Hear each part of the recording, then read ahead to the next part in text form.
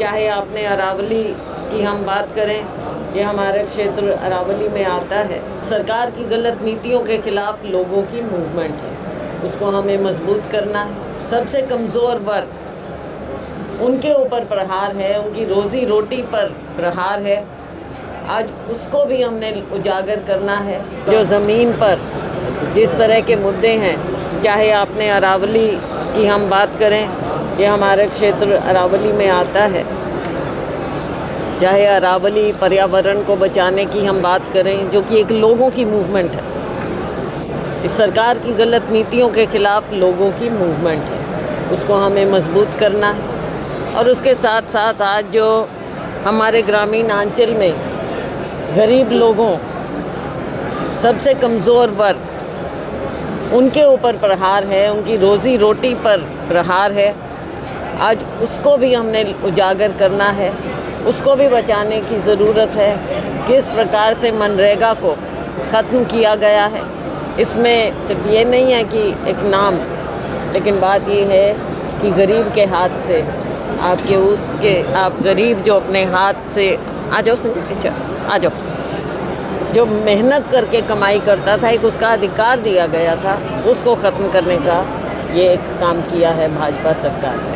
Madam, Delhi में 14 दिसंबर को rally की गई थी बड़े स्तर पर वोट तो क्या लगता है कि उसका कुछ असर होगा? देखो, लोगों में एक संदेश पहुंचाना, लोगों की मजबूती चाहिए। इसमें लोकतंत्र को बचाने के लिए लोगों की पार्टिसिपेशन चाहिए। और वो जो हमने रैली की, राहुल जी के, खड़गे जी के, प्रियंका जी के नेतृत्व में सब तरफ से लोग आए, और ये संदेश वो जन जन तक लेकर जाएं कि हम अपने लोकतंत्र को बचाने के लिए अपने वोट के अधिकार की चोरी नहीं होने देंगे।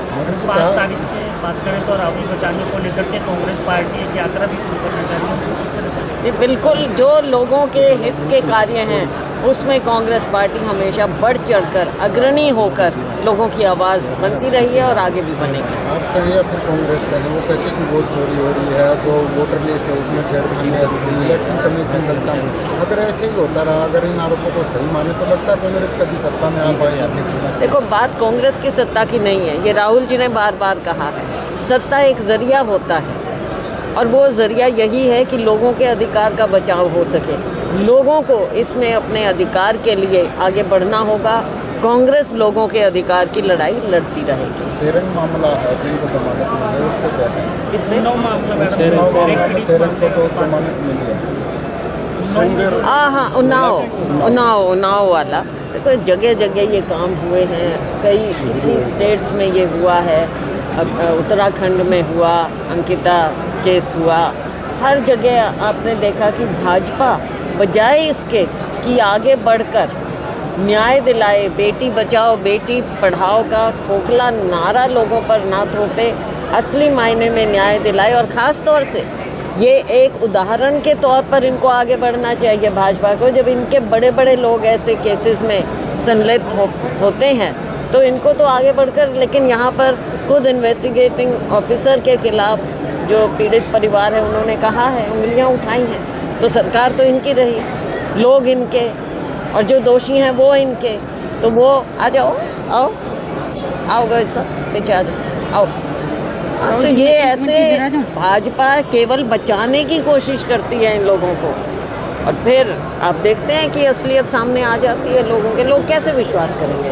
मैडम, पीड़िता ने सुप्रीम कोर्ट का भी दरवाजा खटखटा है, इसके साथ साथ सीबीआई को भी इस मामले की दरख्वास्त आगे न्याय मिल पाएगा।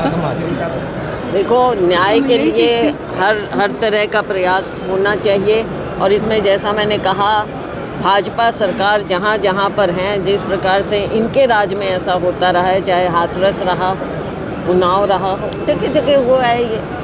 उत्तराखंड में अंकिता के, हर जगह देखा गया कि भाजपा बचाने की कोशिश करती है। मैडम, दिग्विजय सिंह यात्रा निकाल रहे हैं, सद्भाव फैला रहे हैं, लेकिन कांग्रेस में ही सद्भाव नहीं हो रहा, कहीं ना कहीं सभी साथ नहीं दे रहे। देखो, ऐसा है, कांग्रेस बहुत बड़ी पार्टी है, समंदर है, सबकी जगह है अपनी, और सबका काम है कि कांग्रेस को मजबूत करें। बाकी बड़ा संगठन होता है, उसमें आपस में थोड़े बहुत ये चलते हैं डिफरेंस, उसमें कौन सी इतनी बड़ी बात है। इसी के कारण जो है सत्ता में नहीं आ पा रही, पूरी लहर मानी जा रही थी इस बार, लेकिन फूट ही कहीं ना कहीं कुछ चीज़ें हैं जिन पर पार्टी के अंदर विचार हो रहा है।